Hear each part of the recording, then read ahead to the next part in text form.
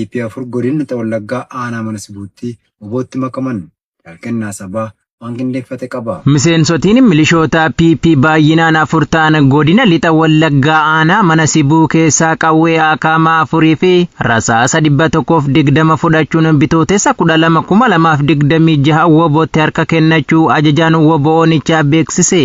Milishoonni PP wobootti harka kennatan kunniin kanaan duras dirqamaan maatii fi qe'ee isaanii irraa afaan qawween ukkaanfamuun murna badii biltsiginnaan kan leenjifaman yoo ta'u uummata nagaa irratti sarbamiinsa mirgoota namoomaa akka raawwannuuf nu barsiisaa akka turan waan beeknuuf gocha akkasii immoo ilmaan keenya irratti raawwachuu hin feenu akkasumas leenjii gahaa malee lola nu hin ilaallannetti nu hirmaachisuun nu ficcisiisuuf karoorfatanii akka jiran hubachuun mooraa yakkamaa akkasii keessaa baanee obbolaa keenya wobootti harka kennan jechuun dubbatu.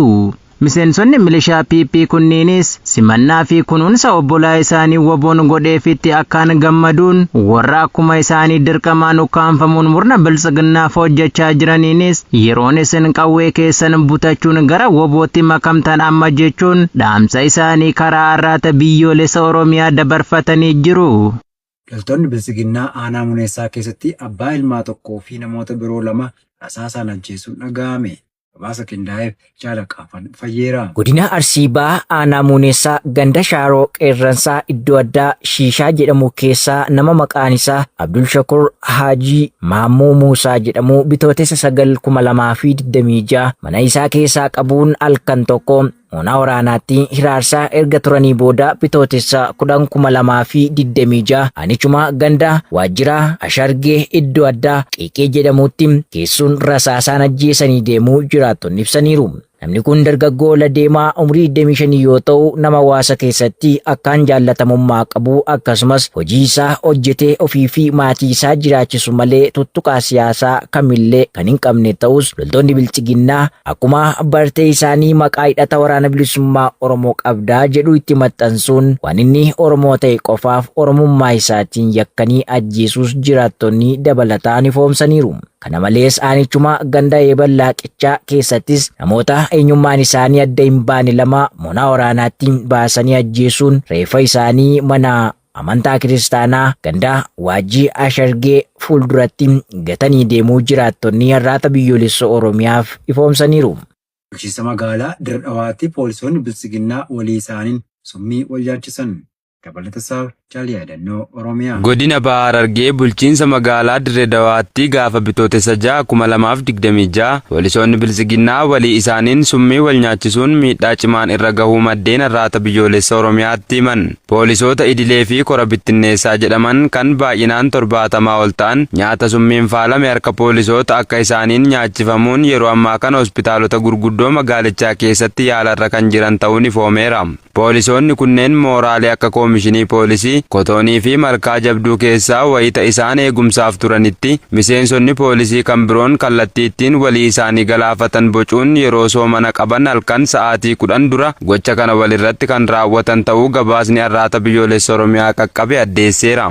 Nyaatni summaa'aan hojjetamee poolisoota kanneeniif dhiyaate karaa Koomishinii Poolisii bulchiinsa magaalaa Dirree Dhawaa yoo ta'u kan summii nyaachifamte harki caalaan ijoollee Oromoo araddoota baadiyyaa magaalaa Dirree Dhawaa irraa dhaqan ta'uu fi bulchiinsi magaalattii hanga ammaatti waa'ee poolisoota summii nyaachifaman kanneeniin dubbanne. Loltoonni maafiyaa impaayeratti yeroo adda addaatti qoqqooddaa sanyii irraan kan ka'ee fi jibba keessoo garaa irraa waliif qabaniin rakkoo keessoo isaaniitti dhalatu mariin taa'anii furachuu dadhabuun walii isaaniitiin walitti garagalanii boolla du'aa waliif qotanii wal hidhaa, wal ajjeesaa, wal reebaa fi dararaa hamaa walirratti raawwachaa jiru.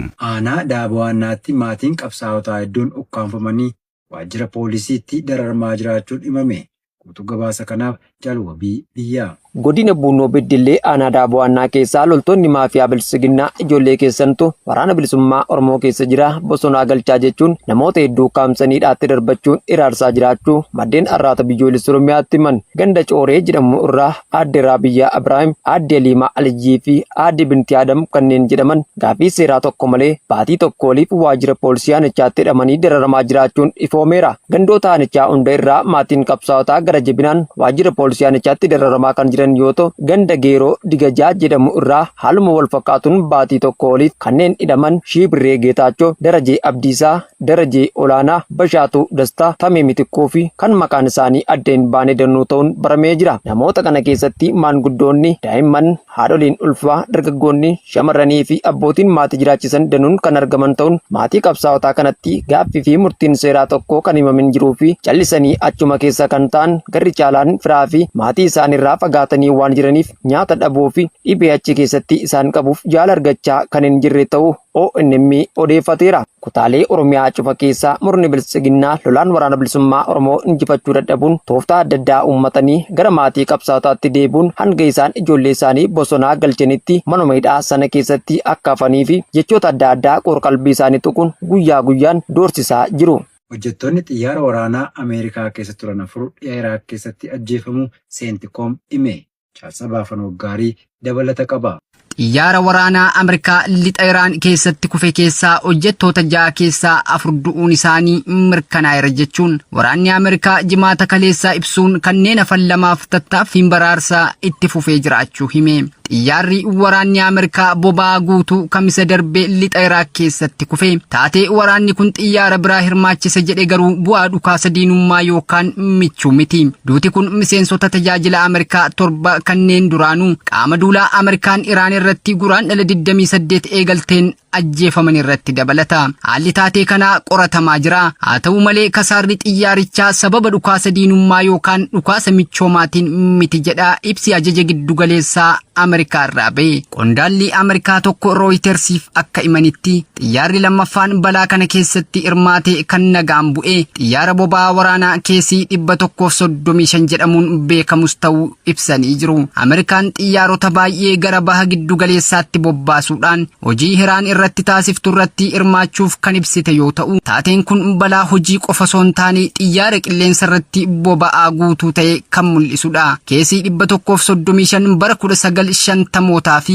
jalqaba bara 1960moota keessa Booyingiin kan hojjetame yoo ta'u lafee dugdaa doonii boba'aa qilleensaa waraana Ameerikaa ta'e kan tajaajilaa turee fi xiyyaaronni osoo hin bu'in ergama akka raawwatan ayyamamuuf murteessaadha. Gareen gaaddisa gareewwan hidhattoota Iraaniin deeggaramu kan ta'e diddaa Islaamaa Iraaq keessatti xiyyaara waraanaa Ameerikaa boba'aa guutuu kana kuffisuu isaaf itti gaafatamummaa fudhateera jechuun Rooyiters gabaaseera.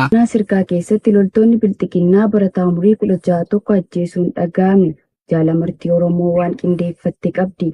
Godina Arsii Ba'aa Aanaa Sirkaa ganda Soolee Digiluu Gunaa iddoo addaa Horoqaa jedhamu keessatti gaafa bitootessa 11 2026 loltoonni bilxiginnaa barataa kutaa 5ffaa maqaan isaa Abduu Abdullaaxiif Kadir jedhamu ganama toora sa'aatii 3tti rasaasa itti roobsuun haala suukanneessaa ta'een ajjeesanii deemu jiraattonni arraata biyyoolessa Oromiyaatti himan. Abduun umuriin isaa 16 ta'uu fi shiftoonni bilxiginnaa maqaa hariiroo waraana bilisummaa Oromoo qabda jedhu itti maxxansuun ajjeesanii ol adeemaa kana karaatti hambisan jechuun jiraattonni gocha gara jabina bilxiginnaa kana balaaleffachuun arraata biyyoolessa Oromiyaaf ifoomsaniiru. Daa'imni kun nama umuriin isaa xiqqaa hawaasa naannichaa hojiilee adda addaa gargaaruu fi jaalala namootaa kan qabu yoo ta'u hawaasni gandichaa du'a isaa kanatti gaddi guddaan nutti dhaga'amee jira jechuun yaada isaanii itti dabaluun arraata biyyoolessa Oromiyaaf qoodaniiru. Aanaa Aadaa Bargaatti ergamtoonni faashistii Abiy Ahmed filannoo sobaa deeffachuun hawaasa walgahii baasanii saamuu fi burjaajessaa jiraachuun himame. Jaalamasiis kaayyoo waan qindeeffate qaba. Godina Lixa Shaggar Aanaa Aadaa Bargaa ganda warra Iluu keessatti jileewwan PP bitootessa 9 2026 filannoo sobaa sababeessuun hawaasa waltajjii baasanii burjaajessuun saamicha irratti raawwachuu jiraattonni gandichaa arraata biyyoolessa Oromiyaatti himan. Tekstoonni barcuma aangoo siyaasa Koloneel Abiy Ahmed fedhii jiraattota gandichaa malee humnaan walgahii waamuun erga kaardii filannoo itti kennanii kaardii filannoo fudhachuu keessan mallatteessa jechuun hawaasa dirqamaan mallatteessuun baramee jira.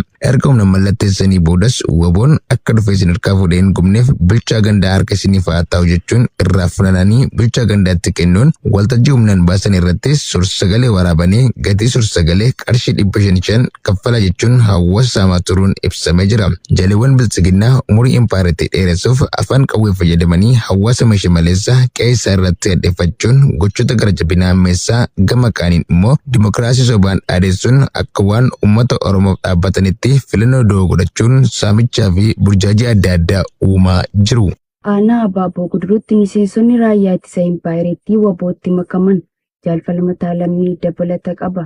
Godina Horroo Guduruu Wallaggaa Aanaa Abaaboo Guduruu ganda Qa'oon buufata waraana biltiginnaa gandicha keessa jiru irraan miseensonni raayyaa ittisa impaayiriitti turan kan baay'inni isaanii 2 ta'een gaafa bitootessa 9/2026 mooraa diinaa keessaa ba'anii waboonicha keessa socho'uutti harka kennatanii jiraachuu hoogganaan waboonichaa Oromiyaa Naashinaal Miidiyaatti himee jira. Haala kanaanis qawween turkii 11, kilaashii haqaamaa 1, boombii 4 fi rasaasa kilaashii 420 mooraa qabsoo bilisummaa Oromoof galii ta'e akka jiru hoogganichi itti dabaluun har'aata biyyoolessa Oromiyaaf ifoomseera. Gama waboon simannaan ho'aan isaaniif taasifamuu himuun fuulduratti uummata isaaniif akka lolan waraana bilisummaa Oromoo waliin akka hiriiranii fi abdii uummataa akka ta'aniif haamilee guutuun akka hojjetan waadaa seenuu ibsaniiru. Aanaa Nuunnuu Qumbaa keessatti jaleewwan biltiginnaa hawaasa nagaayiidhaatti darbachuu fi dararuu hammeessan jaalheeraan gameessaa waan qindeeffatte qabdi. Godina Baa Wallaggaa Aanaa Nuunnuu Qumbaa ganda Korbuu Saqaa jedhamu keessatti waraanni PP bitootessa 11/2026 namoota maqaan isaanii Gammachuu Nagaasaa fi Mulgeetaa Badhaasaa kanneen jedhaman badii tokko malee ukkaamsuun hidhaatti darbatanii hiraarsaa jiraachuu maddeen arraata biyyoolessa Oromiyaatti himanii jiru. Akka maddeen himaniitti namoonni kunneen hirmaannaa siyaasa dhaaba kamiyyuu kan hin qabne ta'uu eeruun ergamtoonni sirnichaa garuu maqaa waraana bilisummaa Oromoo deeggartu jedhutti maxxansuun hidhuu dubbatu. Kana malees aanicha guutummaa keessatti tibba kana tiksitoonni bututtuu impaayera Itoophiyaa kaardii filannoo fudhaa jechuun hawaasa hiraarsaa jiraachuu maddeen itti dabaluun eeranii jiru. Dirooniin Iraan Iraaq Kurdistaan keessatti loltuu Faransaay ajjeese jaalborii addunyaa dabalata qaba. Dirooniin Iraan naannoo ofiin bulchituu Iraaq Kurdistaan keessatti loltuu Faransaay ajjeesuu ajajaan isaanii jimaata kaleessaa ibseera. Kunis erga pirezidaantiin Imaanuweel Maakiroon waraana baha giddugaleessaa keessatti waraana Faransaay isa jalqabaa du'uusaa mirkaneessanii booda. Haleellaan Ameerikaa fi Israa'el ji'a darbee Iraan irratti raawwatan baha giddugaleessaa waraanaan erga liqimsee as haleellaan dachaa gareewwan Iraan deeggaran waliin wal qabatee naannoo humnoonni alaa qaama gamtaa idil addunyaa farra gara jabeeyyii ta'uun itti hundaan irratti xiyyeeffatanii jiru. Arnaawud Firaa'oon namni ganna 42 haleellaa diroonii Chaadiin ajjeefame jedhan ajajaan isaa Koloneel Firaankois Chaaviyer Diilaa Chesnaay. Miseensi humna waraanaa kun haleellaa naannoo Erbil Iraaq keessatti raawwatameen Faransaayif du'e jechuun Maakiroon xaarratti maxxanseen loltoonni hedduunis madaa'u ibsee jira. Kanaan dura gareen Iraaq Iraaniin deeggaru tokko dooniin xiyyaaraa fe'umsa Faransaay gara naannoo hojii ajajaa giddugaleessaa Ameerikaa erga dhuftee booda fedhiin Faransaay naannicha keessatti qabdu xiyyeeffannoo akka ta'e akeekkachiiseera. Ibsi chaayinaalii teelegiraamii asap alkaaf irratti bahe obboloonni keenya humnoota tikaa keessa jiran buufata loltoota Faransaay keessa jiraatu jedhee irraa akka fagaatan akeeksee jira. Waraanni Faransaay akka jedhetti dirooniin kamisa darbee buufata loltoonni gita Iraaq waliin leenjii farra shororkeessummaa irratti hirmaatan turan rukutanii turan jechuun AFP'n gabaasee jira.